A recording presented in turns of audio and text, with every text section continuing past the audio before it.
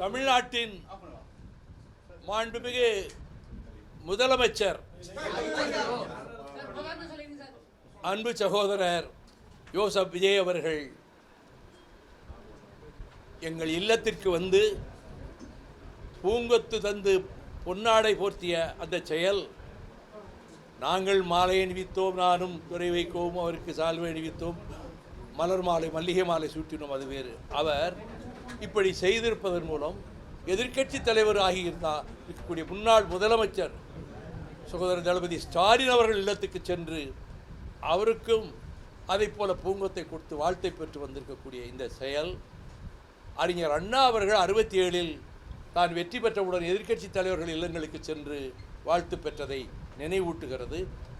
அவரிடம் மதச்சார்பின்மையையும் ஜனநாயகத்தையும் சமூக நீதியையும் பாதுகாக்கின்ற அரசாக உங்கள் அரசு திகழும் என்பதை உங்கள் பிரச்சார காலத்திலே கூறி வந்தீர்கள்.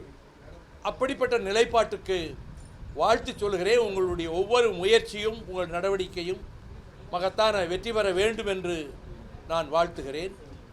1983ஆம் ஆண்டில் உங்கள் தந்தையார் புதிய இல்லம் கட்டி அதற்கு திறப்பு விழா நடத்திய போது டாக்டர் கலைஞர் அவர்களும் நானும் உங்கள் வீட்டிற்கு வந்தபோது உங்களுக்கு 9 வயது.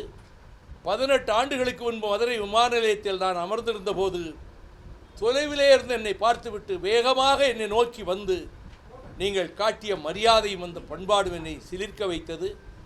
வெள்ளித்திரை உலகில் இப்படிப்பட்ட பண்பாடுகளோடு இவர் இருக்கிறார் என்று நான் அன்றைக்கு மனதுக்குள் மிகவும் நெகிழ்ந்து பிரமித்து போனேன். அந்த சம்பவத்தையும் அவருக்கு நினைவூட்டினேன்.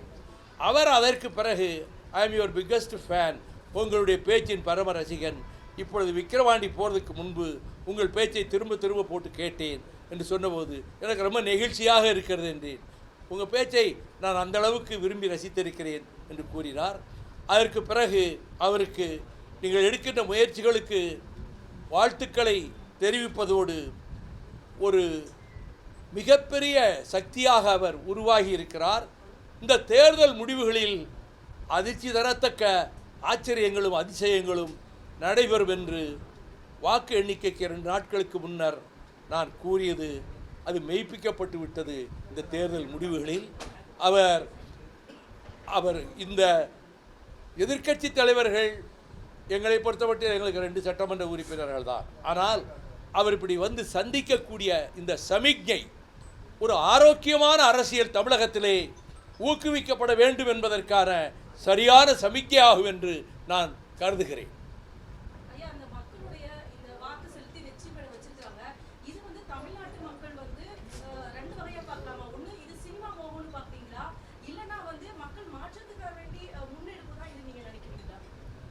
மாற்றத்தை விரும்புவதின் அடையாளம்தான் இந்த தேர்தல் முடிவு. சார், மக்கள் நலத்திட்டங்கள்லாம் தொடரணும்னு நீங்கள் கோரிக்கை வச்சிங்களா சார்? இப்போ திமுக ஆட்சியில் கொண்டு வந்த மக்கள் நலத்திட்டங்கள் மகளிர் அது பற்றியெல்லாம் எதுவும் பேசலாம். இதை மட்டும் மதச்சார்பின்மை, சமூக நீதி, ஜனநாயகம் இதை பாதுகாக்கின்ற அந்த உணர்வை வெளிப்படுத்தியிருக்கிறீர்கள். அதற்கு வாழ்த்துக்கள். அதை அப்படியே நீங்கள் தொடர்வீர்கள் என்று நான் நம்புகிறேன். இதுதான் சொல்லுங்கள். எங்க அதுக்குள்ளே எங்கேயோ குதிக்கிறீங்க, அந்த அளவுக்கு போக வேண்டியது இல்லையே. இன்றைக்கு அவருக்கு அவருடைய உயர்ந்த பண்பாட்டுக்கு நாங்கள் நெஞ்சார்ந்த நன்றியையும் மகிழ்ச்சியையும் வெளிப்படுத்தியிருக்கிறோம்.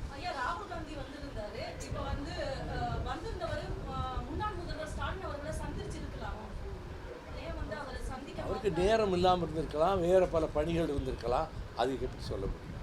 வேறு நெருக்கடியான பல பணிகள் இருந்திருக்கலாம், அதனால் ஒரு சந்திக்க முடியாமல் போயிருக்காங்க. திமுக தலைவரோடு ஆலோசித்து ஒரு முடிவெடுத்தாங்க.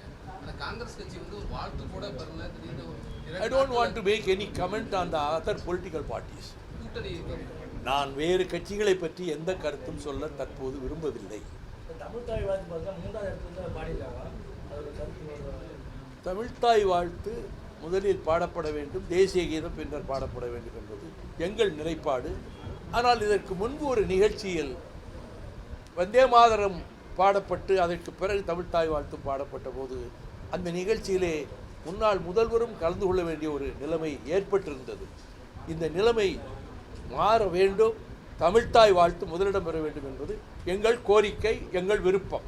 சார், அரசியலில் பல ஆண்டுகால அனுபவங்கள் இருக்கிறது. நீங்கள் நிறைய பேருக்கு அறிவுரை சொல்லியிருக்கிறீங்க. கடந்த சில தினங்களுக்கு முன்பு 118 பெரும்பான்மை எட்டுவதற்கு முன்பாகவே ஒரு ஸ்பெகுலேஷன், அதாவது ஒரு விஷயம் பரவிட்டு இருந்துச்சு. குறிப்பாக திமுக அதிமுக இருவரும் கூட்டணி வைப்பாங்கன்ற மாதிரியான ஒரு சூழல் போயிட்டு இருந்துச்சு. அது நீங்கள் கேள்விப்பட்டதுக்கு அப்புறமா உங்களுக்கு எப்படி இருந்தது? அதற்கான கருத்தாக சொல்லணும்னு நினச்சிருந்தா என்ன சொல்லியிருப்பீங்க? அது எனக்கு நம்பவே முடியவில்லை. அது அதிர்ச்சி தரத்தக்க செய்தியாக இருந்தது. பாஜக வந்து ஒரு சீட்டு தான் நமக்கு இப்ப கிடைச்சிருக்கு. பாஜக இந்த நேரத்துல வந்து பாஜக எடுத்த முன்னெடுப்பு, அவங்களுக்கு கிடைச்ச ஒரு சீட்டு பாஜக தூக்கி எறியப்பட்டு விட்டது தமிழ்நாட்டில். இப்போ தமிழ்நாட்டுல அதிமுகவுக்குள்ள நடக்கிற குழப்பங்களை எப்படி பாக்குறீங்க? அந்த கட்சி தலைவர்கள் அது அந்த கட்சிக்குள்ளே நடக்கிற விஷயத்தை பற்றி நான் கமெண்ட் பண்ண விரும்புகிறேன். இன்னொரு கட்சிக்குள்ளே பற்றி அதை பொதுவாக எப்பயுமே நான் கமெண்ட் பண்ணுறது இல்லை. அதை நான் கமெண்ட் பண்ண விரும்பலை. சார், நேற்று தினம் பதவி ஏற்றவங்க 500 யூனிட் மின்சாரத்துக்கு 200 யூனிட் ஃப்ரீன்னு சொல்லியிருக்காங்க. அதிரடி படை பெண் படையெல்லாம் ஒரு 3 கையெழுத்து போட்டிருக்காங்க. அது மூணுமே நல்ல வரவேற்கத்தக்கது. வரவேற்கத்தக்க அறிவிப்புகள். கஜானா காலியாக இருக்கிற ஒரு விமர்சனத்தை வச்சு பதவியேற்கும் போது நிகழ்வுகளே வந்து அரசுடைய நீங்கள் விமர்சனங்களுக்குள் விமர்சனத்துக்கு போக நான் விரும்பவில்லை. மிக நீண்ட ஒரு அரசியல் பயணமும் ஆட்சி முறையில் நீங்க அனுபவம் பெற்றிருக்கீங்க. விஜய் அவர்களுக்கு ஏதாவது ஆலோசனை சொன்னீங்களா sir? He doesn't need any advice now. எந்த ஆலோசனையும் இப்போ அவருக்கு தேவையில்லை. Everyone need advice, right? Now at this juncture he doesn't need any advice. He has got his own plans. He has got his efforts. We have wished him to succeed in his efforts and endeavors. If he seeks, you will. உங்களுடைய ஆலோசனை கேட்டாருன்னு நீங்க கொடுப்பீங்களா? கேட்டார்னா சொல்லுவேன். அப்படி அவர் கேட்டார்னா சொல்லுவேன்.